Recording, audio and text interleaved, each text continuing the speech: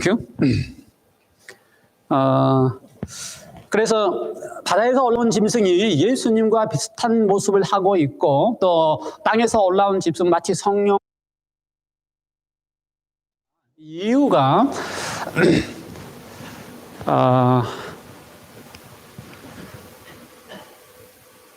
중간에 꺼지니까는 레코드를 누르세요. 내가 안 누르고 올라왔으니까. 오케이. 예, 됐어요? 땡큐. 여러 가지를 한꺼번에 다 생각하니까 제가 막 헷갈리네요. 좀 제가 다 집중하지 않아도 다 이렇게 다 돌아가야 되는데. 오케이. 예, 가장 핵심적인 이야기 중에 제가 생각했던, 그리고 많은 제가 이렇게 이제 교환계 13장을 보면서 이렇게 책을 보고 하면서 했던 이야기 중에 제가 이렇게 보았던 것 중에 하나가, 왜 사단이 경배를 받기를 원하는가? 그렇죠? 경배를 받기를 원합니다. 그렇죠? 처음부터 사단은 경배를, 하나님께 드려지는 경배를 자기에게 받기를 원했어요. 그렇죠? 그래서 경배에 대한 이야기가 핵심입니다. 근데 사단이 경배를 받을 때에 경배를 하는 대상이 하나님에 대한 경배를 받기 때문에 자기가 하나님처럼 모방을 하는 것입니다. 그래서 하나님처럼 모방을 딱 이렇게 모방을 해가지고요. 모방을 한다 그러죠? 하나님처럼 모방을 해가지고 하나님 모습 그대로 다 한 다음에 이제 경배를 받게 하지요. 이 하나님처럼 모방을 한 다음에 이 요한계시록의 표현에 의하면은 미혹한다고 그렇게 이야기되어 있어요. 미혹. 이게 사단의 특징입니다. 사단이 하는 특징이 미혹하고 속이는 게 특징이죠. 거짓을 속이고 참소하고. 그래서 미혹해서 다 속여서 경배를 받지요. 하나님으로 경배를 받습니다. 속여서. 그러니 사단이 경배하는 하나님은 사실은 속여서 한 거짓 하나님이지요. 그래서 우리 이 이야기를 지난주에 이렇게 2시간에 걸쳐서 바다에서 올라온 짐승과 땅에서 올라온 짐승이 어떻게 속여서 경배를 받는지에 대한 이야기를 했습니다. 계속해서 오늘은 좀 더 구체적으로 그 땅에서 올라온 짐승과 바다에서 올라온 짐승의 역할 가운데서 어떻게 과거에는 어떻게 했고 또 13장 이후에 우리가 전개되는 종말에는, 마지막에는 어떻게 할 것인지에 대한 이야기를 같이 살펴보도록 하겠습니다. 그래서 이 두 짐승이 누구를 대표하고 누구를 상징하고 있는지, 어떠한 모습들을 상징하고 있는지를 하나하나 이렇게 살펴보도록 하겠습니다. 처음부터 다시 볼 겁니다. 13장 1절부터요. 성경을 펴시고 13장 1절부터 이렇게 살펴보도록 하겠습니다. 내가 보니라고 하는 이 설명 가운데 사실은 헬라어 성경에는, 또는 어떤 영어 번역본에 의하면은 12장 17절하고 연결되어 있습니다. 바다 모래 위에 서 있더라 하는, 바다 모래는 누가 서 있어요? 거기에 싸우려고 용이 분노하여 바다 모래 위에 서 있습니다. 그래서 그가 서 있는 장면을 이제 용은 바다 모래 위에 서 있는 장면을 보고, 거기에서 요한은 그 장면을 보고 있는 것입니다. 바다 모래 위에 용이 서 있고요. 그 다음에 바다 모래 위에 서 있는데 용에 의해서 바다에서 한 짐승이 올라옵니다. 그 다음에 모양이 뿔이 10이요 머리가 7인데, 뿔에는 10왕관이 있고 머리들에는 참담한 이름, 신성을 모독하는 이름들이 있더라라고 합니다. 그 다음에 그 짐승의 모습을 2절에서 설명합니다. 그 모양은 표범과 버섯 비슷하고, 모양이 내가 본 짐승은 표범과 비슷한데 발은 무슨 발이에요? 곰의 발이고, 입은 사자의 입인데 용이 자기의 능력과 보좌와 권세를 그에게 주었더라. 라고 하는 장면으로 등장합니다. 이제 우리가 이 바다 짐승의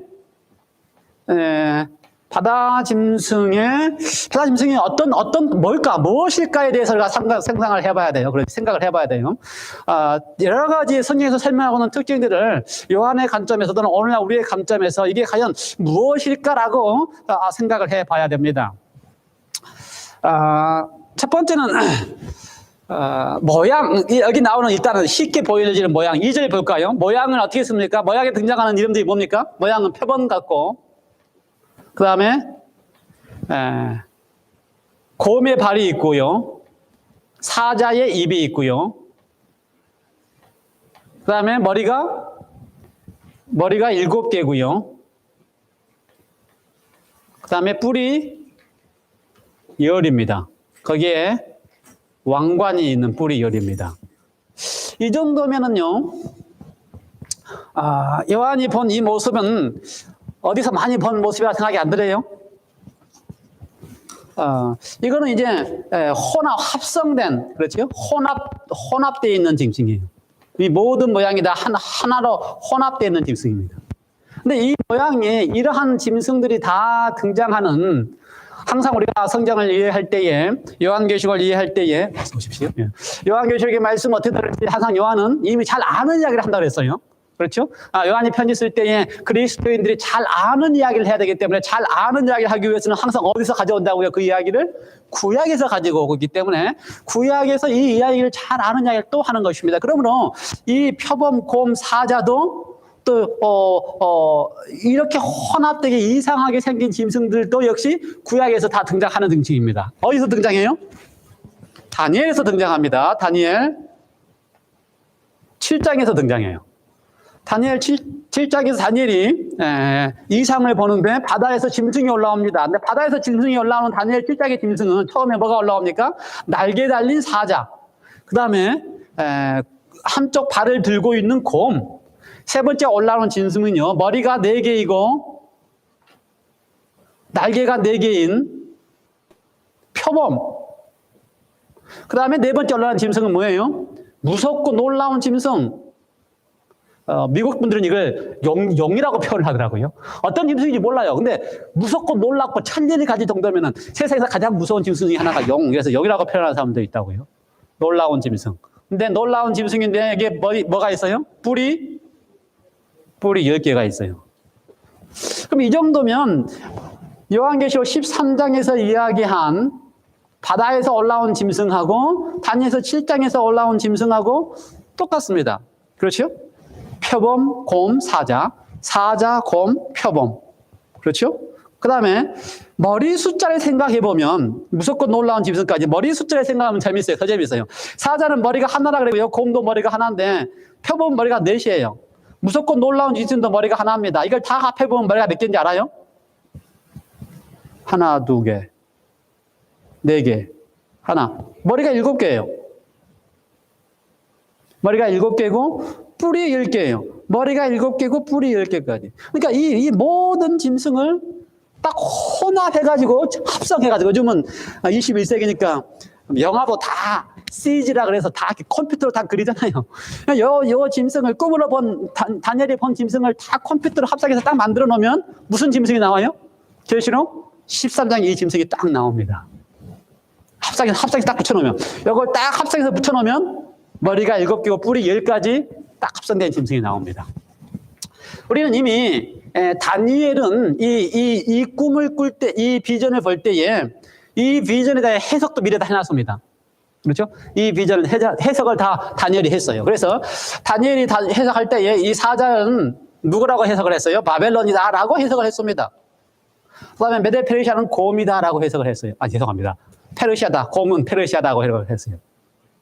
그렇죠? 그 다음에 표범은 헬라까지도 언급을 했습니다. 헬라까지도 언급을 했어요. 그 다음에 사실은 다니엘은 이 당시에 어떤 시대예요? 페르시아가 막 시작한 시대입니다. 페르시아가 막 시작한 게 바벨론, 페르시아, 바벨론 명하고 페르시아가 들어오는 시대고, 그런데 이제 헬라가 들어올 것까지도 미리 다 이야기를 했고요. 그 다음에 로마에 대한 이야기는 이름을 언급하지 않았습니다. 근데 여기까지는 다 이름이 언급되어 있어요. 다니엘 7장에.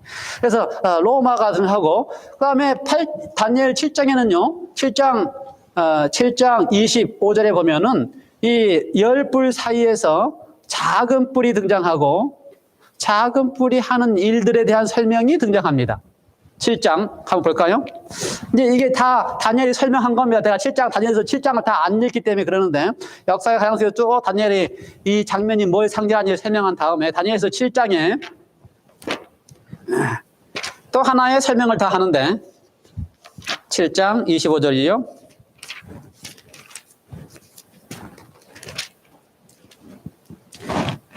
24절부터 볼까요? 23절부터 보겠습니다. 모신자가 이처럼 이르되 넷째 짐승은 설명해 주는 것입니다. 이제 다니엘에게 넷째 짐승은 곧 땅의 넷째 나라인데 라고 하니까 바벨론, 페르시아, 헬라라고 하는 큰 나라들과 네 번째 나라, 넷째 나라가 어떤 나라고요? 넷째 나라가 우리는 지금 압니다. 다니엘 이름을 모르지만 넷째 나라인데 라고 하는 나라가 등장하고요. 땅의 넷째 나라인데 이는 다른 나라들과 달라서 온 천하를 삼키고 밟아 부서뜨릴 것이며 그 열 뿔은 그 나라에서 일어날 열 왕이요. 그 다음에 그 후에 또 하나가 일어나리니 먼저 있던 자들과 다르고 또 새 왕을 복종시킬 것이며, 그렇죠? 이 열 뿔 가운데 다른 한 작은 뿔이 일어나서 새 왕을 복종시키고 25절 그가 장차 이 작은 뿔이 장차 지극히 높으신 이를 말로 대적하며 또 지극히 높으신 이의 성도를 괴롭게 할 것이며 또 때와 법을 고치고자 할 것이며 성도들은 그의 손에 붙임받아 한 때와 두 때와 반 때를 지내리라 라고 이야기를 했습니다. 이 역할하고 이 표현하고 그대로 다니엘 요한계시록 13장에 들어가서요. 우리가 13장 2절에서는 모양이 그대로 다니엘 7장을 일치한다고 이야기를 했고요. 13장에서 지금 다니엘서 7장 25절에 읽었던 지극히 높으신 자를 말로 대적하며 라고 하는 장면이 어디서 등장해요? 5절 또 짐승이 이 바다에서 올라온 짐승이 다니엘서 13장 5절입니다. 계시록 13장 5절입니다. 또 이 짐승이 어떻게 한다고요? 가장되고 신성모독하는 말하는 입을 받고 어떻게 했어요? 여기도 신성모독하는 하나님을 대하여 어떻게 했다고요? 참남되게 말하는 입을 받았습니다. 그렇죠? 다니엘서에서는 뭐라고 표현했어요? 장차 지극히 높은 이를 대적하고 그 다음에 지극히 높으신 성도를 핍박하고 그 다음에 지극히 높으신 성도를 핍박하는 얘기가 어디 나옵니까? 7절 또 권세를 받아 성도들과 싸워 이기고 계시록 13장 7절에서는 성도들과 싸워서 이겨버릴 정도로 이 짐승이 이렇게 하고요. 그 다음에 6절에서는 13장 6절에서는 짐승이 입을 벌려 하나님을 향하여 해방하고 비방하고 예, 그래서 다니엘서 7장에서 이야기한 넷째 짐승에서 나오는 작은 뿔의 역할을 계시록 13장에서도 그대로 언급하고 있습니다. 하나님을 비방하고 말로 하나님을 비방하고 그 다음에 성도들을 핍박하고 그렇죠. 그 다음에 또 뭐도 있어요. 다니엘서 7장 25절에서는 그 기간을 뭐라고 표현했어요? 한때, 두때, 반때. 한때, 두때, 반때라고 표현을 했고요. 한때, 두때, 반때는 3년 반입니다. 횟수로.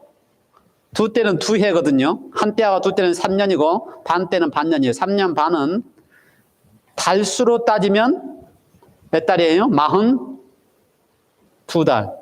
그래서 계시록에는 그걸 뭐라고 표현했어요? 42달이라고 표현했고 다니엘서는 한때, 두때, 반때, 3년 반이라고 표현했고요. 그래서 사실 다니엘서에서 나오는 모든 동물들의 모습과 작은 뿔의 모습까지를 다 혼합해서 여기서 요한계시록에서 설명을 하고 있고 이 혼합된 짐승의 역할을 지금 바다에서 올라온 짐승으로 합성하고 있습니다.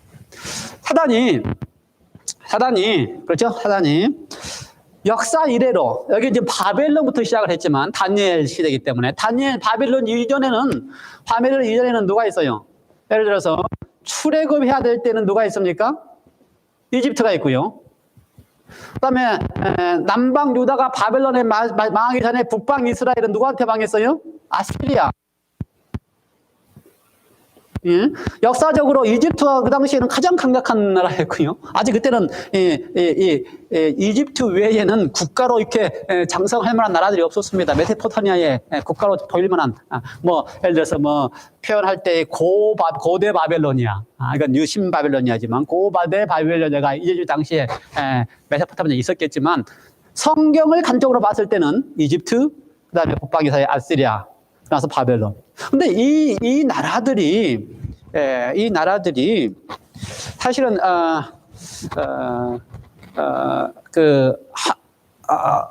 사도 바울 선생의 표현에 의하면 로마서 13장의 표현에 의하면요 하나님께서 나라를 세우고 왕들을 세우시고 또 그렇게 하시니까 너희들 그렇게 복종하라 그렇게 설명되어 있습니다. 13장 1절에. 그러니까 하나님이 나라를 세우시고 하나님이 왕을 세우시는 것들이 다 하나님이 하시는 거니까 너희 이렇게 복종하라. 사실 하나님이 하시는 건 맞아요. 그런데 하나님이 나라를 세우시고 하시는데 그 속에서 그 나라들의 또 치리하는 왕들을 누가 이렇게 소유할 수 있어요? 사단도 소유할 수 있어요. 그렇죠? 그러니까 각각의 나라들이 세워질 때마다 하나님이 세우시고 하나님이 다 관여하시지만 그곳에서 한 왕과 한 나라를 사단이 이렇게 휘어잡으면 사단의 역할을 하게 되는 것입니다. 그렇죠? 각각의 나라들이. 사단의 역할을 할 때에 사단의 역할의 핵심은 뭐예요? 그 나라들과 그걸 통해서 거짓 신인, 거짓 하나님이 경배를 받게 되는 일을 하는 것입니다. 그리고 하나님의 백성은, 참 하나님의 백성은 어떻게 하는 거예요? 핍박하는 게 그의 목적입니다. 핍박하는 게. 어떻게 하면 핍박함으로써 그러니까 구약 당시에는 하나님의 백성을 통하여 하나님의 씨가, 그렇죠? 아들이 되시는 하나님이 안 오게 하는 거. 그게 핍박의 목적이에요. 그래서 하나님의 백성을 핍박하는 이유는 뭐라고요? 이 백성을 통하여 씨이신 하나님이 나셔야 되는데 그걸 못 나게 하면 되고요. 그렇죠? 신약에 와서는 요한계시록 12장에 응하면 어떻게 하면 돼요? 아들을 낳으니까, 그리고 그 아들은 장차 만국을 다스릴 자라서 하늘에 가셨으니까 나머져 있는 아들을 낳은 그 남은 여자를 또 핍박하면 돼요. 그래서 구약은 하나님의 백성을 핍박하고 신약에서는 똑같은 표현으로 된 여자를 핍박하면 돼요. 구약이라고 하는 역사 속에서 이 나라들이 하나님이 왕을 세우는 건 맞지만 그 왕들의 마음들을 누가 통치하면, 사단이 휘어잡으면 하나님의 백성을 핍박하고 하게 되어 있어요. 그 다음에 신약에 와서는 이 역사가, 신구약에 나눠지는 역사가 로마 시대에서 나눠지겠죠. 여기는 이제 구약의 역사고요. 여기는 신약의 역사인데, 이 신구약의 역사를 통해서 다 봐도 누구를 핍박하는 거라고요? 하나님의 백성을 핍박해서 목적은 아들이 나지 않게 하는 거고, 아들이 나지 않는 일을 실패했어요. 예를 들어서 실패하고 나니까 이제 누구를 핍박하는 거예요? 나머지 여자를 핍박하고. 그 모습이 그대로 등장합니다. 모든 시대에. 예를 들어서요, 애굽 시대에는 어떻게 핍박했어요? 다 노예로 만들어 놓고, 그 다음에 강성해지니까 아들을 다 죽이고, 그래서 하나님의 백성이 그 후손이 나지 않도록 하면 되고요. 아스리아 시대는 어떻게 해요? 북방 이스라엘의 하나님의 민족들을 다 포로로 잡아가고 무너뜨리고요. 바벨론 시대에는 남방 유다, 예루살렘을 다 멸망시켰을 뿐만 아니라 어떻게 해요? 심지어 신상을 만들어서 다 경배하게 만들고요. 그렇죠? 페르시아 시대에는요, 성경에 나와 있는 역사가대가 페르시아 시대에는 어떤 시대는 어느 역사가 등장합니까? 에스더 시대입니다. 에스더가 페르시아 왕이 통치하던 시대거든요. 그 지역에 페르시아에서. 그래서 페르시아의 왕이 에스더 시대에는 어떻게 하려고 그랬어요? 하만에 의해서 모든 유대인들을 다 나를 잡아서 죽이려고 했어요. 에스더가 내가 죽이면 죽으리라 하지 않았으면은 모든 민족들이 다 함께. 그러니까 여전히 각 시대마다 사단은 어떻게 하는 거예요? 하나님의 백성을 핍박하고 죽이려고 하는 것입니다. 헬라 시대는요, 성경의 역사 가운데는 신구약 중간 시대라고 해서 성경에 기록된 역사는 없습니다. 성경적으로. 그런데 그럼에도 불구하고 역사학자들이 또 어떻게 헬라의 이 네 머리에 속해 있는 나라들이 각각 이렇게 나눠진 나라들이 어떻게 하나님의 백성을 핍박하는지에 대한 얘기가 많아요.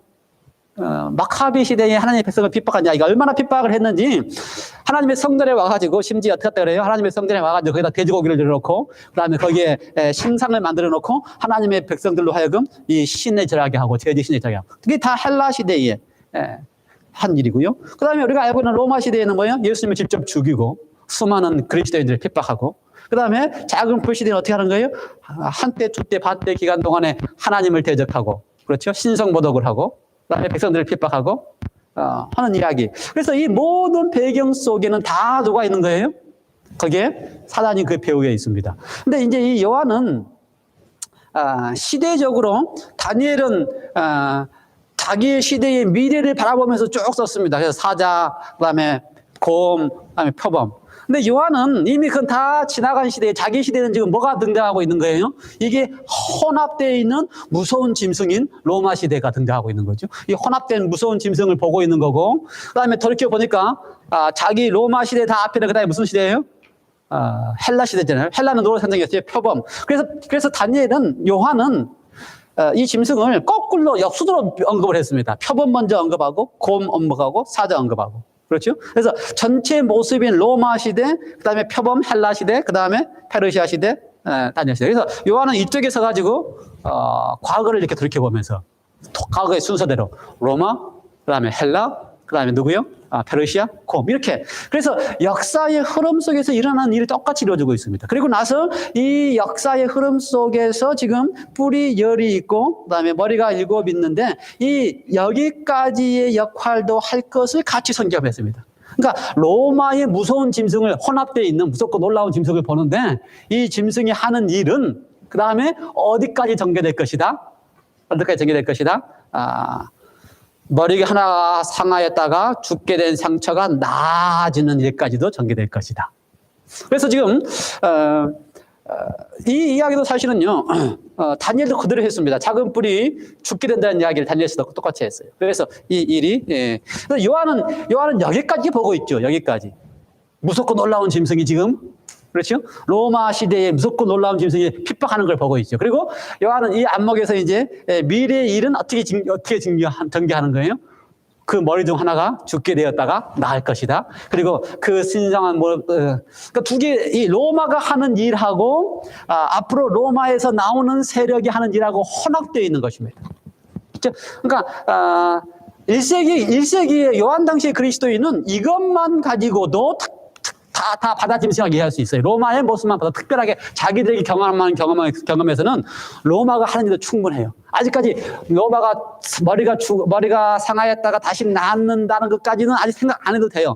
그런데 뭐 어떤 1세기의 그리스도인들 중에서는 핍박이 가장 심할 때에 또 핍박이 심했다가 핍박하던 사람이 죽으면, 예를 들어서 네로의 핍박이 아주 심했다가 네로가 죽으면 뭐라고 그래요? 이제 죽었구나. 핍박이 죽었구나. 그러다가 또 얼마 지나면 또 다른 무슨 핍박이 있겠고 이렇게 이해할 수도 있어요. 그래서 모든 시대에 다 적용하게 이해할 수 있습니다. 우리가 사는 시대에서는 더 다시 어떻게 돌이켜볼 수 있어요? 지금은 요한보다 훨씬 더 돌이켜보는 역사가 길지요. 요한은 로마부터 시작해서 돌이켜봤지만 우리는 지금부터 시작해서 다 돌이켜보니까 뭐가 보여요? 이 42달 동안 하나님의 백성을 핍박하고 그 다음에 하나님께 대하여 뭐라 그랬어요? 신성모독을 하고 입을 벌려서 하나님을 향하여 비방하고, 그렇죠? 하나님의 백성들을 핍박하고 그 다음에 죽었다가 머리 하나가 상하여 죽었다가 다시 부활하는 장면까지도 우리는 다 이해할 수가 있습니다. 다 이해할 수 있어요. 지금 우리는 다 이해할 수 있어요. 요한은 그걸 앞으로 일어날 사건을 봤겠지만 우리는 다 이해할 수 있어요. 그래서 이 모든 사건이 다 이해할 수 있는, 그래서 요한의 예언하고 그다음에 다니엘의 예언까지 다 적용할 수 있는 이 작은 뿔이 똑같이 역할하는 이 작은 뿔의 역할까지. 그래서 로마 이후에 일어나는 세력 가운데서, 그렇죠? 이 모든 역사 속에서 하던 모든 일을 그대로 해 오면서 어떻게 하는 거예요? 하나님께 대하여 신성모독을 하고 또 하나님께 대하여 어떻게 하는 겁니까? 하나님의 백성들을 핍박하는 일을 강력하게 하는 모습을 하고 있는 그 무엇인가를 우리가 이해해야 되는데, 가장 잘 이해할 수 있는 거는요, 첫 번째, 경배하는 일의 핵심이라면 이 경배하는 일의 핵심이라는 건 반드시 종교적이어야 됩니다. 그렇죠? 종교적이어야 돼요. 종교적이어야 됩니다. 종교 중에서도 아무 종교면 안 돼요. 아무 종교 안 돼요. 특히 어떤 종교가 돼요? 하나님을 모방하고 하나님께 대한 종교이기 때문에 하나님을 섬기는 종교가 돼야 됩니다. 그 다음에 하는 일을 보면 온 땅으로 하여금 짐승을 따르게 한다라고 할 때는 강력한 뭐가 있어야 돼요? 권세가 있어야 됩니다. 권세가 있으려면 종교적인 것만 가지고는 권세가 없어요. 나름대로 권세가 있으려면 뭐가 있어야 돼요? 밀리터리 파워도 있어야 되고 정치적인 권세도 있어야 되고, 그러려면 뭐가 있어야 됩니까? 하나의 국가로서의 역할을 할 수 있을 만한 정치적인 힘이 있어야 됩니다. 그래서 이 두 가지를 다 충족해야 돼요. 한 왕국으로서, 여기 10뿔이 있다고 하는 것은 10왕국이 있었습니다. 그런데 이 왕국들은 그냥 왕이 있는 나라들이에요. 나라일 뿐입니다. 거기는 종교적이지 않아요. 그렇죠? 종교적인 힘이 없습니다. 그런데 성경이 예언하고 있는 바다 짐승이나 다니엘 7장에 예언하고 있는 것은 그 두 가지가 다 만족돼야 됩니다. 그렇죠? 왕국의 역할도 해야 될 뿐만 아니라 또 뭐도 해야 돼요? 특별히 종교적인 그것도 어떤 종교요? 하나님을 섬기는 종교적인 역할도 해야 돼요. 그래서 우리가 역사의 흐름 속에서 이러한 것들은 그저 나라이고 또 나라가 강제적으로 경배하게 하는 나라였다면 그 가운데 42달 동안이라고 하는 긴 세월 동안 그렇죠. 1261 또는 60년이라고 하는 긴 시간 동안에 그것도 정치적으로, 국가적으로, 권력적으로 힘이 있어야 될 뿐만 아니라 그 다음에 종교적이어야 되고 종교적인 것도 하나님을 섬기는 종교적이어야 되는 그 힘, 그 세력이 존재해 올 수밖에 없고 있었다고 하는 사실을 우리가 역사적에서 볼 때에 어떻게 이해한다고요? 우리는 그걸 가르쳐서 이 세계사에서는요 가장 적당한 이름은 제가 볼 때에 신성 로마 제국입니다. 그렇죠? 원래는 로마에서부터서 그 다음에 신성 로마 제국으로 옮겨가는데 거기에 신성 로마 제국이라고 신성을 쓴 이유가 있어요. 한국말로 표현으로. 왜 신성 로마 제국이? 그냥 로마 제국이 아니고 거기에 종교가 포함되어 있는 로마 제국이기 때문에. 그래서 신성 로마 제국을 대표하는 저는 캐톨릭 종교 단체라기보다는 제국이 돼야 되거든요. 그래서 그 역할을 그대로 감당하고 있는 세계사에서 영성하는 신성 로마 제국 속에는 뭐가 들어있는 거예요? 국가적인 역할과 종교적인 역할을 하고 있는 캐톨릭이 들어있다. 그리고 그 예언이 여기서 가장 중요한 예언 중에 하나가 머리가 상하여 죽게 되었다라는 것이죠. 그래서 강력하게 역사를 했던 1261 동안에 60년 동안에 그렇게 강력한 역사를 했던 이 제국도 점점 쇠퇴하고 마침내 우리가 잘 아는 마지막 교황의 죽음은 1798년 프랑스 혁명 당시에 프랑스 나폴레옹의 부하 장군이 로마 교황을 잡아다가 감옥에 넣고 감옥 속에서 죽게 함으로써 마지막 교황이 죽어가는 모습을 보게 되는데 여기서 죽어가면 끝나는 게 아니지요. 성경은 그것이 다시 어떻게 한다 그래요? 죽게 된 상처가 다시 낫고 부활한다고 이야기를 합니다. 지금 우리는 부활하는 시대에 살고 있습니다. 뭐 학자들에 따라서 이미 1900년대 초에 부활했다고 이야기를 하고요. 1920년에 다시 완전히 교황으로서의 그 바티칸 제국으로서의 나라와 국가와 종교의 역할을 감당하는 일을 시작했고요. 그 시작하는 것이 얼마만큼 더 강력해져서 아직까지 그렇게 지금도 강력해요. 그렇죠. 전세가 따를 만큼. 그런데 진짜 강력해지는 것은 완전히 지배하는 일은 완전히 회복되는 때에 앞으로 더 완전히 지배하는 일까지도 있게 될 것이다 라고 하는 것이 바다 짐승의 모습이었습니다.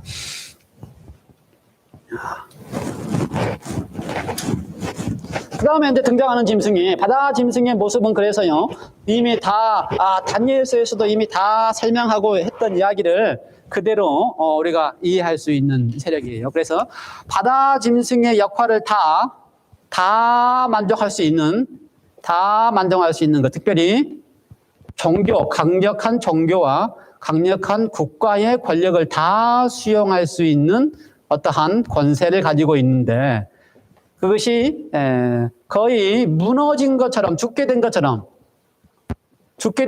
됐다가 다시 살아나면서 그 다음에 그 하는 역할들이 1260년 그 다음에 신성모독 그 다음에 핍박하는 모든 일을 다 했던 세력을 우리가 충분하게 역사를 통하여 그렇죠? 역사주의 해석을 통하여 이해하고 누군지를 알 수 있는데 우리는 카톨릭 또는 신성 로마 제국이라고 표현할 수 있습니다. 그런데 이제 13장에서는 여기뿐만 아니라 땅에서 올라온 짐승에 대한 이야기도 하고 있습니다. 땅에서 올라온 짐승. 우리가 다니엘이든 요한계시록이든 짐승이 차근차근 올라오는 것은 이렇게 순서대로 올라오게 되어 있습니다. 그래서 바다 짐승 다음에 땅의 짐승이 올라온다라고 하는 사실은 바다 짐승이 세력을 확보하고 있었던 1260년이라고 하는 기간이 끝나는 우리가 언제 죽는다고 그랬습니까? 나폴레옹에 의해서 1798년에 나폴레옹 혁명에 의해서 교황이 포로로 잡혀가서 죽는다면 최소한 이 이후에 등장하는 땅의 짐승이 그 이후에 등장한다. 그래서 18세기 1798년 18세기에 등장하는데 시기적으로. 그 다음에 18세기 등장하면서도 이 짐승은 어디서 등장해요?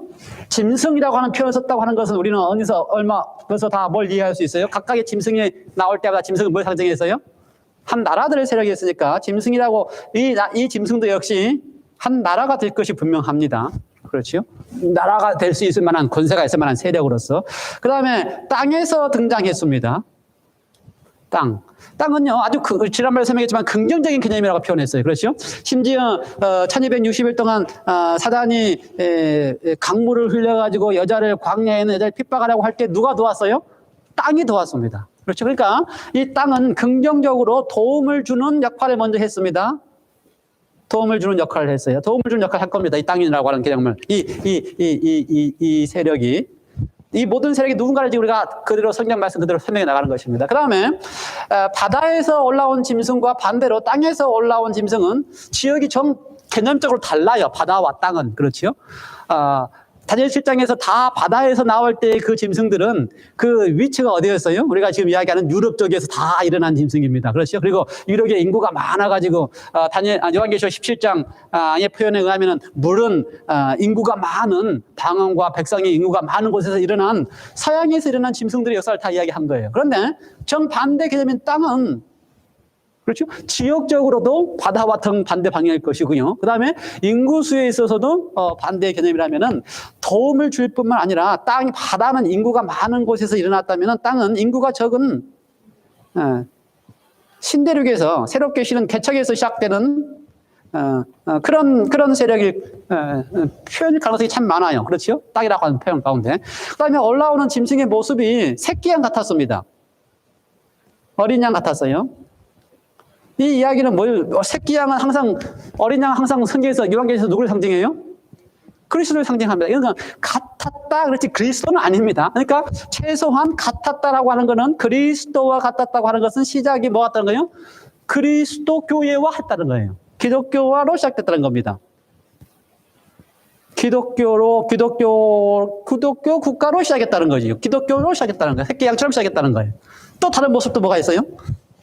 제가 빼먹은 모습도 뭐 있어요?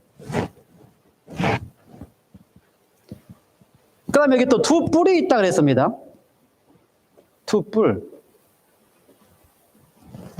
기독교한 국가, 기독교적인 출발을 해야 되는 거고요. 뿔이 있다라고 하는 거는 뿔은 뭐예요? 근데 재밌는 사실은 여기서는 뿔이 10뿔이 있을 뿐만 아니라 뿔에 뭐가 있었냐면 10왕관이 있었습니다. 왕관. 그런데 여기는 두 뿔은 있는데 왕관은 없어요. 여기는 왕관이 없어요. 멜류관이라고 표현되는데 왕관이 없습니다. 헬라어로는 이 왕관이 실제로 왕이 쓰는 관입니다. 승려관이 아니고 왕들이 쓰는 관인데 여기는 다 왕관이 있어요. 그러므로 이 당시에 왕관이 있다고 하는 것은 다 누가 통치하는 거예요? 10나라들이 다 누가 통치합니까? 왕이 통치합니다. 왕이 절대 권력을 가지고 있는 거예요. 그런데 여기 새끼양 같이 올라오면서 두 뿔이 있지만 왕관이 없다고 하는 이야기는 왕에게 절대 권력이 없습니다. 이 나라는 왕에게 절대 권력이 있는 게 아니고 누구한테 권력이 있는 거예요? 백성들에게 권력이 있는 거예요. 민주국가에 백성에게 권력이 나오는 왕관이 없어요. 그래서 백성에게 왕권을 가지고 있는 건강은 아니고 백성에게로부터서 그 권력을 이임받은, 그렇죠? 대통령은 백성에게부터 권력을 이임받지 권력이 있는 게 아닙니다. 민주국가예요. 그다음에 두 뿔이 있다고 그랬는데 그 뿔은 힘을 상징하는데 무슨 힘이 있어요? 두 뿔은 특별히 이 나라가 가지고 있는 두 뿔이 상징할 수 있을 만한 힘이 있는. 그러면서도 마지막은 뭐 합니까? 용처럼 말합니다. 용처럼 말해요. 제가 한 절만 가지고 다 설명한 겁니다. 몇 절입니까? 11절. 용처럼 말해요. 이 모든 것들이 다 이해할 수 있는 건 18세기 이후에 그것도 한 국가가 돼야 되는데, 그렇죠? 도움을 주기 위한 역할을 하면서도 인구가 적은 곳에서, 그렇죠? 그 다음에 기독교 국가로 시작하면서, 그 다음에 왕이 없는, 그렇죠? 민주국가로서 지도자를 뽑고, 그 다음에 그 역할은 또 용처럼 말을 하는, 이런 국가가 생겨야 되는데, 그게 바로 땅에서 올라온 짐승이 하는 역할이다. 그래서 이 역할을 다 감당할 수 있는 것은, 역사적으로 봤을 때에, 지금 우리가 이해할 때에, 이러한 역할을 감당하는 것은 신대륙에서, 그렇죠? 그 다음에 기독교 국가로 시작하고, 그 다음에 민주국가로 시작하면서 18세기에 시작한 나라는 어느 나라밖에 없어요? 미국이라는 나라밖에 없습니다. 근데 영처럼 말했다고 하는 걸 보면요, 영처럼 말할 때에 영의 하는 역할을 보면 항상 어떻게 해요? 강제하고 핍박하는 일을 합니다. 근데 사실요, 이 미국이 시작할 때에 이 동부의 메이플라워를 타고 기독교인들이 이렇게 미국에 정착할 때에 자기가 믿는 바의 기독교만 자기 중심에 살았습니다. 시작할 때부터서. 그래서 자기하고 틀리게 믿는 기독교는 못 들어오게 하고 핍박했어요. 영국하고 똑같이 했습니다. 시작할 때부터서. 예? 그 다음에 또 시작할 때부터 미국은 영처럼 한 게 뭐예요? 자기하고 안 맞는 것은 다 핍박해요. 인디안들도 핍박하고 쫓아내고. 그래서 사실은요, 시작할 때부터 영처럼 역할을 그대로 다 했습니다. 그런데 그뿐만 아니라 또 재밌는 역할 가운데, 이 짐승의 역할 가운데, 12절에 보니까 처음 나온 짐승의 모든 권세를 그 앞에서 행했다고 그랬습니다. 그렇죠? 모든 권세를 다 행했어요. 그러므로 이 짐승의 특징 가운데 권세 힘이 막강합니다. 모든 권세를 다 행할 만큼 힘이 막강한 파워, 슈퍼 파워를 가지고 있어야 돼요. 슈퍼 파워를 가지려면 특별히 어떤 면에 있어서요? 18세기 이후에서는 슈퍼 파워는 군대의 힘이 슈퍼파워입니다. 아주 절대적인 국가로서의 힘을 가지고 있어야 돼요. 더군다나 그 힘을 가지고 있는 역할 가운데, 이 땅의 중심 역할 가운데서 13절부터 좀 이야기하면은, 매매를 못하게 할 수 있을 만큼, 또 힘이 있어요. 매매를 못하게 할 만큼 힘이 있으려면 어떤 적인 힘이 있어야 돼요? 경제적으로도 슈퍼파워가 돼야 돼요. 매매를 못하게 할 수 있을 만큼 슈퍼파워가 돼야 돼요. 거기다가, 이 나라가 또 하는 역할 중에 하나가 뭐예요? 경배하게 하는 일도 합니다. 경배하게 일을 하는데, 경배하게 하는 일은 어떤 것이 슈퍼파워가 돼야 또? 종교적인 면에서도 슈퍼파워가 돼야 돼요. 그런데 지금 요한의 시대에 2000년이죠? 2000년 전이에요, 지금 따지면. 요한의 시대에 2000년 전에 장차 어떤 나라가, 그것도 바다 짐승에 의해서 1260년에 핍박이 끝난 이후에 장차 어떤 나라가 이렇게 등장할 텐데, 그것도 도움을 줄 만한 나라로서. 그렇죠? 사실 미국 시작할 때에, 미국 시작한 이유가 유럽에서의 캐톨릭한 핍박으로 인하여 거기에 도움을 주기 위해서 시작했어요. 도움을 주는 나라로서 인구가 적은 절대적인 나라에, 그것도 기독교 국가를 시작하는데, 그렇죠? 그 다음에 왕이 없는 민주국가를 시작하면서, 그 다음에 그러면서도 불구하고 어떻게 해요? 영처럼 말하고 핍박하는 일을 하면서, 거기다가 절대적인 국가의 군대의 힘을 가지고 있고 절대적인 경제의 슈퍼파워를 가지고 있으면서 종교에서도 절대적인 권한을 가질 수 있는 한 세력이 등장하게 될 것에 대한 이야기를 미리 이야기하고 있는 것입니다. 그런데 우리는 지금 그럴 수 있는 데가 어딘가, 이렇게 경제적으로, 군사적으로, 국가적으로 전 세계를 지배할 수 있는, 전 세계를 지배할 수 있는 나라가 지금은 어딘가? 우리가 지금 누구밖에 없어요? 미국밖에 없습니다. 미국밖에. 그래서 땅의 짐승이 미국이 그 역할을 할 것이라고 하는 사실에 대해서는 확실합니다. 그렇죠? 그렇다면 그 역할이 뭔가? 미국이 하는 역할이 뭔가? 미국이라고 하는 나라까지가 다 발견했어요. 여기가 이제 절대 국가였던 첫 번째 짐승이 누구예요? 바다에서 올라온 짐승이 누구라는 것도 발견했어요? 캐톨릭의 같은 막강한 종교 국가 세력이라는 것도 발견했고요. 그 다음에 그 종교 국가 세력을 위해서 강력한 역할을 할 또 다른 나라가 미국이라는 사실도 우리가 그대로 다 확인을 했습니다. 그러면 이 미국과 종교 국가라고 하는 나라를 통하여 사단이 마지막 하려고 하는 일은 뭘까? 그렇죠? 이 두 세력을 통하여 사단이 마지막 미혹하고 속임으로써 마지막 역사를 끝내려고 할 때 하는 일은 뭘까? 그렇죠?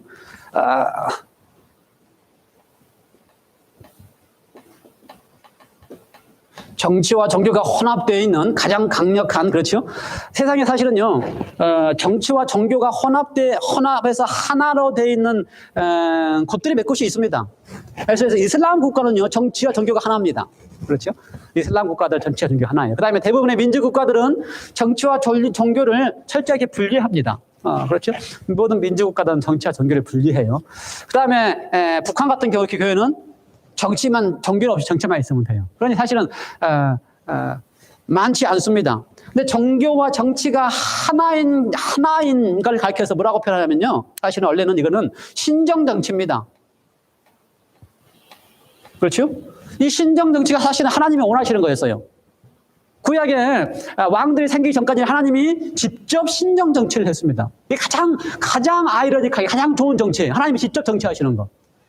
그래서요, 이걸 그대로 신정 정치를 하는 것이 가장 가장 좋은 거라고 생각하면서 이걸 하는 것입니다. 하나님이 정치하는데 이거 좋은 게 어디 있어요. 그래서 정치와 종교가 하나 되는 걸 가르쳐서 곧 신정 정치고, 이것을 통하여 세상을 좌우하는 것이 가장 유토피아를 만들 수 있다고 생각해요. 그걸 지금 사단이 구상하고 있는 거죠. 사단이 구상하는 것은 뭐예요? 신이 직접 세상을 다스리는 정부. 그렇죠? 하나님이 직접 세상을 다스리게끔. 하나님이 세상을 다스리는데 필요한 건 뭡니까? 종교와 정치가 혼합돼서 하나가 될 때에 세상을 다스리게 하면 된다. 그래서 하나님이 세상을 다스리는 것이 가장 좋은 나라다. 이게 하나님이 다스리면 뭐가 되는 것이다? 복천년이 되는 것이다.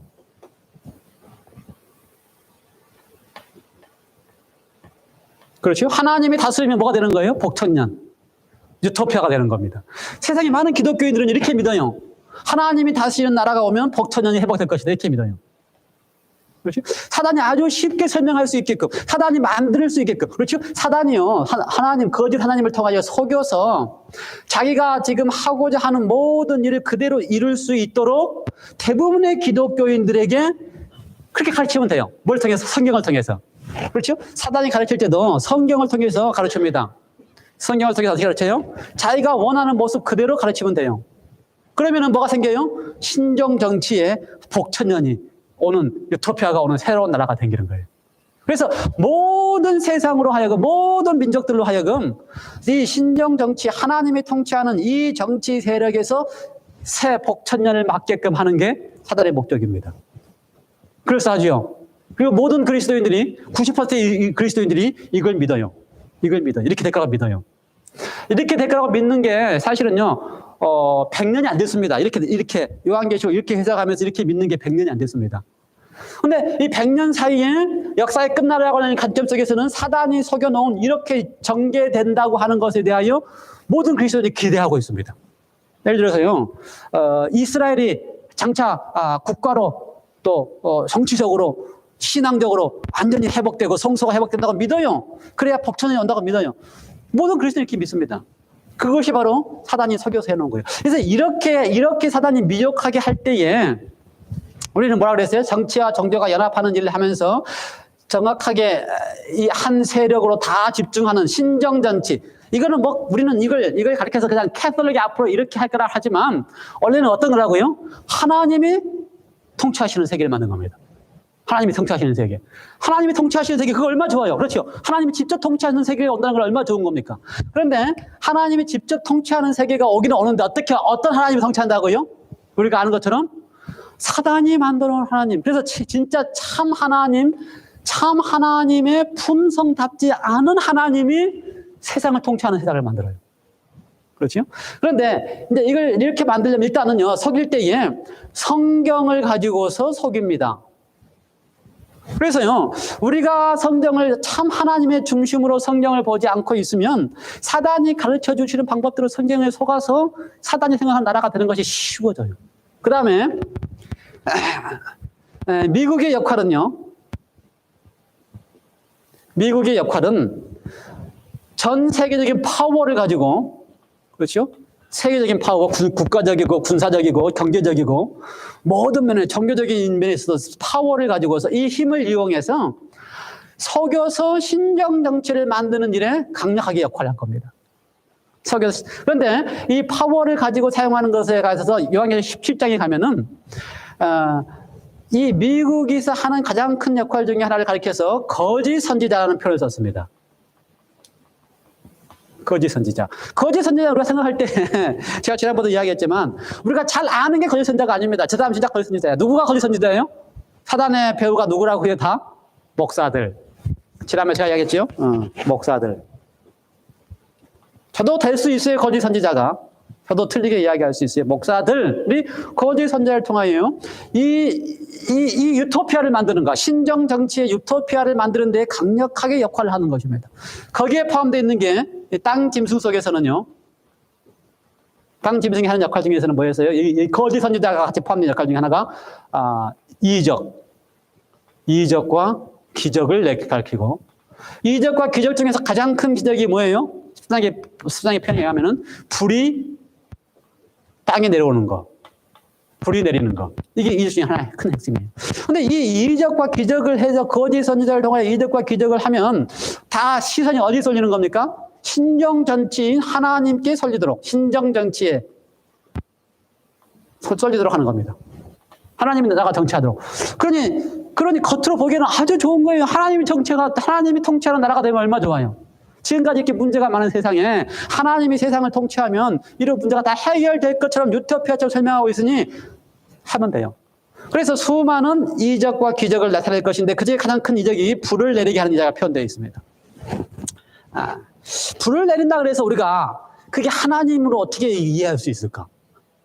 그렇죠? 예를 들어서 엘리야 시대처럼 하늘에서 불이 내리는 것을 보면 이게 참 하나님 이렇게 해주면 되는데 요즘 날 시대에 그래갖고 안 될 거 아닙니까? 이게 무슨 말일까? 불을 땅에 내리게 한다고 하는 요한계시의 표현이 뭘까? 이 번역이 불로 되어 있는데요. 이 헬라어 표현에 의하면 이거는 번개입니다. 번개. 같은 단어예요. 번개.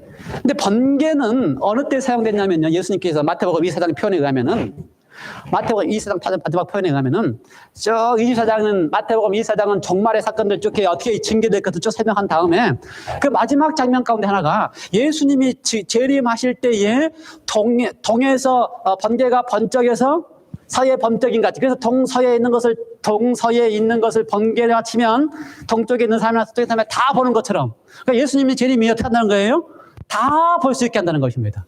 그런데 땅의 짐승의 이적 가운데 가장 큰 이적이 뭐예요? 번개에 관한 이적이에요. 그 이적은 무슨 이적이에요? 그러면 곧 예수님이 재림하시는 이적입니다. 그렇죠? 이 예수님이 재림하시는 이적만 보여주면 사람들이 다 뭘로 믿어요? 이제 하나님이 통치한다고 믿는 것입니다. 그래서 사단이 마지막 땅의 짐승을 통하여 많은 이적들을 합니다. 지금도 많이 이적해요. 뭐 병자를 낫게 하는 이적 사진 할 수 있어요. 근데 사단이 마지막 할 수 있는 이적은 뭐예요? 예수님처럼 재림하는 것입니다. 그래서 지금 세상에 많은 기독교인들 가운데서 예수님의 재림에 대한 방법이 다 달라요. 그렇죠? 우리는 어떻게 믿어요? 예수님께서 공중에서 재림하고 땅에서 부활해서 공중에서 주를 영접하고 간다고 믿어요. 세상에 많은 그리스도인들은 어떻게 재림해요? 첫 번째 재림은 휴거로 사람들만 싹 데리고 가요. 그렇죠? 두 번째 재림은 예수님이 재림하셔서 어떻게 해요? 사람들 앞에 휴거가 된 다음에 남아있는 사람들은 구원 못 받은 사람이잖아요. 그 사람들은 이스라엘 국가를 통하여 다시 다 하나님께서 길을 저져가서 회복을 시킵니다. 회복을 시키고 휴거된 사람하고 다시 와서 예수님이 재림할 때 어디로 재림해요? 감람산으로 재림해요. 감람산으로 눈에 보이게 재림해요. 그러면 이스라엘이 회복되고 온 인류가 신정 국가가 되는 것입니다. 그래서 예수님이 감람산에 발을 들입니다. 그러니 예수님이 감람산에 발을 들이는 장면은 번개가 번쩍인처럼 할 수 있어요, 사단도. 그래서 모든 사람들이 그 모습을 딱 보면 드디어 뭐가 시작됐다고 이야기를 해요? 신정 정치가 시작되고 예수님이 감람산에 재림을 했다라고 이야기를 하면 돼요. 불이 하늘에서 내려오는 것처럼 해가지고 감람산에 재림했다고 하면 돼요. 그러면은 그 재림 예수가 하는 이야기를 다 믿습니다. 그렇죠? 그 재림 예수가 말하면 믿어요. 뭐라고 말을 해요? 말하고 생기를 주면 그 다음에 뭐라 그래요? 다 표를 받아라 라고 하면 돼요. 표를 다 주고 나의 말을 다 따르면 이렇게 하면 돼요. 그래서 사단이 마지막 할 수 있는 거는, 사단이 마지막 할 수 있는 속임수는 사실은 거짓 선지자들을 위해서 속입니다. 거짓 선지자를 통해서 속이고요. 거짓 선지자를 통해서 속이되 세상에 있는 많은 사람들, 왜냐면요, 모든 사람이 다 따른다 그랬어요. 모든 사람이. 그렇죠? 부자나 가난한 자나 권세가 있는 사람이나 권세가 없는 사람이나 그래서 학식이 있는 사람이나 학식이 없는 사람, 모든 사람이 다 따른다고 되어 있습니다. 이런 일이 일어나려면요, 그냥 이렇게만 해가지고는 모든 사람이 다 따를 리가 없습니다. 아직까지는. 그렇죠? 모든 사람이 다 따르려면 심지어 무신론은 왜 안 믿어요? 나는 안 봤으니까, 못 봤으니까 안 믿어요. 그런데 무슬림도 왜 믿어요? 예수님 재림하는 걸 보면 믿어요. 예수님 가짜 예수가 재림하는 걸 보면 무슬림 사람도 다 믿어요. 그렇죠? 이슬람교회들도 지금도 그 사람 다 메시아를 이렇게 알고 있습니다. 근데 그 메시아가 재림 예수로 해서 오신다고 감람산에 딱 내려오면 믿어요. 근데 성경을 올바로 해석하지 않으면 이렇게 돼서 세워지는 신정 전체의 나라가 표를 받도록 하고 강제하고 그다음에 어떻게 해요? 죽이는 일을 한다면 이건 어떻지 않아요? 하나님의 분성답지 않아요. 이렇게 하는 신정 정치 하나님은 그것이 복천년을 만든다고 할지라도 그것이 뭐라 그래요? 그것이 새로운 나라가 하나님의 나라가 설립된다고 이야기한다 할지라도 이렇게 해서 강제적인 수단으로 하는 하나님은 우리가 믿는 참 하나님이 아니라 이 말입니다. 그래서 하나님의 품성을 옳게 이해하고 있어야지만 이러한 사건이 전개된다 할지라도 어떻게 할 수 있어요? 이거는 진짜 하나님이 아니고 그래서 우리가 강제적으로 수단하는 표를 받지 아니하고 끝까지 하나님께 충성할 수가 있습니다. 아마 이 강제적으로 수단하는 표가 중에 하나가 뭐가 될 수도 있어요? 일요일을 강제시키게 할 수 있어요. 얼마나 쉬울지 몰라요. 그렇지요? 재림 예수가 나타나가지고 나는 재림 예수니까 감람산에 와가지고 온 인류를 회복시키고 온 인류가 다 얼마나 능력을 발휘하겠습니까? 사단님 마지막으로 할 수 있는 모든 걸 다 속여야 되는데 얼마나 능력을 발휘하겠어요? 그리고 나서 뭐라 그래요? 내가 이제 너희에게 화평을 주고 복을 주기 때문에 온 인류가 다 한나라에 예배하게끔 하라라고 하면 아주 쉬워요. 일요일 다 한나라에 예배하게끔 하면 쉬워요. 이거는 뭐 그냥 너무 누워서 떠먹기처럼 쉬운 일이에요. 이렇게 하게 하는 거는. 그렇죠? 사단이 못하는 일이 뭐가 있는지 아세요? 아무리 이건 할 수 있어요. 재림 예수로 올 수도 있어요. 사단이. 구름 타고 오는 거에 먼저 할 거 아닙니까? 사단이 못하는 것도 한 가지 있습니다. 못하는 게 뭔지 알아요, 사단이? 죽은 사람 살리는 거. 네? 죽은 사람 살리는 거. 예, 구원하는 거. 죽은 사람 살리는 거 절대 못합니다. 이거는 하나님만이, 죽은 사람 살리는 건 하나님만이 할 수 있어요. 근데요, 죽은 사람 살리는 거, 사단이 하는 거, 지금 모든 기독교인들에게 가능한 것처럼 되어 있습니다. 왜요? 지금 모든 기독교인들은요, 사람이 죽어도 어떻게 해요? 혼이 안 죽는다고 믿으면요, 사단이 안 죽는다고 믿는 혼을 살리는 거 얼마든지 할 수 있어요. 그렇죠?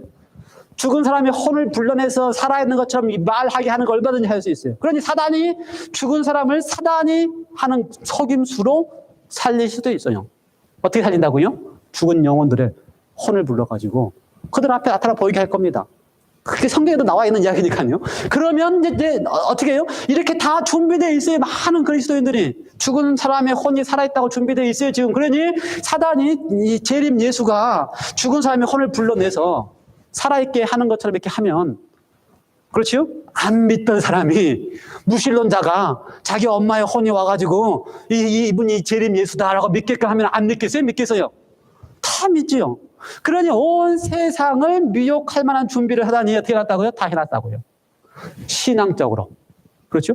거짓 선지자에서 가르친 모든 교리들이 재림 예수가 등장해서 새로운 복천년의 신정 국가를 만들어도 아무렇지도 않겠고 그게 당연한 것처럼 믿게끔 다 해놨다 이 말입니다. 그러니 얼마나 많은 사람이 속겠습니까? 이러한 때에 속지 않을 수 있는 비결은, 그렇죠? 이렇게 되고 나면 뭐가 생겨요? 핍박이 생기고 죽음이 생깁니다. 그런데 이러한 때에 속지 않고, 그렇죠? 하나님의 백성으로 하나님께 끝까지 충성할 수 있는 비결은 하나님만의 비결이 있습니다. 어떤 비결이 있었어요? 미리 양육했습니다. 어디에서? 광야에서. 여인을 광야로 데리고 가서 거기서 어떻게 했어요? 양육했어요. 양육했습니다, 하나님이. 그렇죠? 하나님의 백성들을 양육했어요. 이래서 이러한 거짓에 속지 않도록 속이면 속임수에 참 정말 대단하게 설 것 같아요. 그냥 막연하게 그냥 이 캐톨릭이 뭔가 어떻게 해가지고 속여갖고는요, 온 세상이 속지 않습니다. 온 세상이 다 속으려면 적어도 이 정도는 해야 온 세상이 다 속아요. 재림 예수 등장하고 죽은 사람을 죽은 혼들을 불러오고, 사람을 부활 못 시키니까 죽은 혼들을 불러오니까 해서 온 세상을 미혹하게 하고 속여서 이렇게 안 믿는 사람은, 그렇죠? 이럴 리가 없다. 하나님이 이렇게 통치할 리가 없다라고 하는 사람은 어떻게 해야 돼요? 이단이니까. 복천년을 이루는 데 방해하는 사람이니까, 신정 국가를 만드는 데 방해하는 사람들 어떻게 해야 돼요? 하나님의 이름으로 핍박해야 돼요. 그렇죠? 이럴 때에 견딜 수 있는 비결은 하나님이 주신 비결입니다. 어떤 비결이에요? 광야에 데려가서 양육하셨는데 광야에서 양육하는 비결은 광야는 아무것도 없습니다. 방법이 없어요. 자기가 할 방법이 없어요. 이런 시대에 우리가 어떻게 해볼 방법이 없습니다. 방법이 없어요. 근데 광야의 경험은 아무 자기 힘으로 할 수 없는 방법이 없는데 그 광야에서 누가 책임지는 거예요? 하나님이 책임지는 걸 철저히 믿느냐 못 믿느냐에 달리는 것입니다. 그렇죠? 하나님이 책임지는 것을 믿으면 광야를 다 통과해도 아무 걱정을 통과해요. 근데 광야에서 하나님이 책임지는 것을 못 믿으면 불평과 불만과 넘어지고 다 어떻게 죽는 경험이라는 것이죠. 그래서 광야에서 양육하는 이유는 하나님을 절대로 신뢰하고 하나님이 책임진다는 사실을 믿는 것입니다. 하나님이 왜 책임져요? 하나님은 품성상 당신의 백성을 책임져야 되기 때문에. 그래서 그 하나님을 절대적으로 하나님이 이런 하나님의 사실을 믿고 절대적으로 신뢰하고 있으면 핍박이 와도 두려움이 없습니다. 광야에 아무리 어려움이 와도 두려움이 없어요. 왜요? 하나님이 책임이 된 것을 믿고 가기 때문에. 그 사람들이 어디로 가는 겁니까? 마지막 광야로 가는 것입니다. 마태복음에 보면은요. 마태복음에 보면은 이러한 일을, 그렇죠? 번개가 번쩍이면서 이렇게 일이 오고 핍박이 오는 일을 단축시킨다 그랬어요. 창제 이후로 없는 이 환란을 아주 단축시킨다 그랬어요. 그러니까 긴 기간도 아니에요. 걱정하지 마시기 바랍니다. 뭐 내가 사느냐 죽느냐 그런 긴 기간도 아니에요. 우리가 할 수 있는 유일한 비결은 뭐예요? 이렇게 사건이 전개될 것이고 사단이 속여서 온 세상을 자기의 것으로 만들 텐데 우리가 할 수 있는 이유는 그럼에도 불구하고 내가 믿는 하나님은 절대로 강제적으로 죽이려고 하는 그렇게 해서 믿게 하는 하나님이 아니기 때문에 내가 믿는 하나님은 어떻게 해요? 하나님의 품성상 나는 내가 하나님을 믿고 있을 때 하나님이 나를 책임질 것이라고 하는 확신 속에서 하나님이 책임진다고 하는 사실을 지금 내가 경험하고 있는 사람은 그때도 어떻게 할 수 있어요? 하나님이 책임진다는 사실을 믿음으로 함께 받을 수 있는 것입니다. 그러므로 하나님께 대한 올바른 신앙, 참 하나님이 어떤 분이신지에 대한 올바른 이해, 그리고 그 하나님에 대한 전적인 신뢰로 하나님이 책임진다고 믿는 신앙이 오늘날 우리에게 필요한 것입니다. 예, 시간이 되면 뭐 앞으로 저도 이 사단이 사용하고 있는 작전도 알아야 돼요. 우리는 잘 모르잖아요. 벅천년이 오고 어떻게 이스라엘이 회복되고 이건 우리 쪽에서 하는 가르침이 아니기 때문에 요한계시의 가르침이 아니기 때문에 잘 모르는데 대부분의 기독교는 그렇게 알고 있습니다. 그러면 그렇게 알고 있는 대로 사단이 전개하기는 더 쉬워요. 그래서 그렇게 전개되면 그거는 하나님의 방법이 아니고 요한계시록 13장에서 설계해 놓은 사단의 속임수라는 사실을 우리가 다시 기억해야 될 것입니다. 말씀을 마치면서 우리가 이러한 때에 살아날 수 있는 유일한 비결은 광야의 경험을 지금 하는 것입니다. 하나님을 철저히 신뢰하는 경험을 지금 하는 것입니다. 하나님을 신뢰함으로 하나님이 책임진다는 사실을 지금 믿는 경험을 이 땅에서 아직 광야가 오기 전에. 그러니까 코로나가 왔다고 하는 사실은요. 사실은 이런 단계가 갈 수 있다고 하는 사실입니다. 그런데 이런 때도 우리가 뭘 해야 돼요? 하나님을 절대로 신뢰하는 법을 지금 이럴 때 배워야 되는 것입니다. 됐어요? 네, 기도하실까요? 네, 기도하시겠습니다. 하나님 아버지, 오늘로서 이제 13장의 이야기를 다 마무리하고 또 14장으로 들어가려고 합니다. 13장을 통하여 우리가 세상 역사의 흐름 속에서 하나님의 백성과 이 여자를 어떻게 없애려고 하는지 하는 사단의 시도를 우리 계속해서 보아왔습니다. 그러나 그러한 때마다 하나님께 전적으로 신뢰하고 하나님의 책임진다고 믿는 사람들은 그러한 과정 속에서 구원함을 받았습니다. 다니엘의 해충과 구원받았고 에스더가 구원함을 받았고 역사 속에서 계속해서 하나님께 신뢰하는 사람들은 구원함을 받았습니다. 세상 역사의 마지막에 사단은 속여서 온 세상을 신정 정치로 하나님이 통치하는 정치로 만들어 놓고 또 속여서 그것이 마치 하나님의 정부인 것처럼 복천년인 것처럼 이야기할 때에 그 하나님이 우리가 알고 있는 품성이 하나님답지가 않으면 강제적으로 핍박하여 믿게 하는 하나님이라면 우리는 그 하나님을 믿을 수 없습니다. 우리가 믿는 하나님은 그 품성이 사랑이기 때문에 강제하지 아니하면서도 하나님께 신뢰하고 반응하고 믿음으로 반응하는 백성들을 갖기를 원하시는 하나님이기 때문에 그렇습니다. 오늘 우리로 하여금 그 참 하나님의 사랑의 품성에 자원하여 사랑으로 반응하는 백성들에게 해주시고 그 사랑에 감동하여 하나님을 온전히 신뢰하고 하나님이 책임질 수 있음을 믿음으로 어떠한 핍박이 오고 어려움이 온다 할지라도 우리를 책임지는 하나님께 대하여 온전한 신뢰와 경배를 드릴 수 있는 그러한 백성들 삼아 주시옵소서. 감사드리오며 예수님의 이름으로 간절히 기도드리옵나이다. 아멘.